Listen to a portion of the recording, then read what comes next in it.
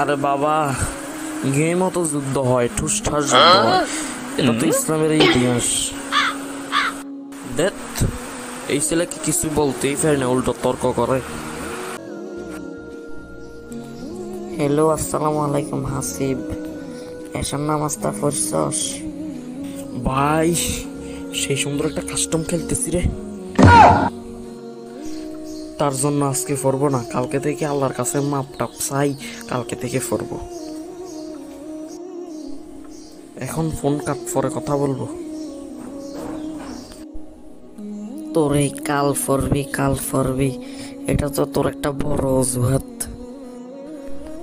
তোর মুখে কখনো শুনি না যে আজ নামাজ পড়বি।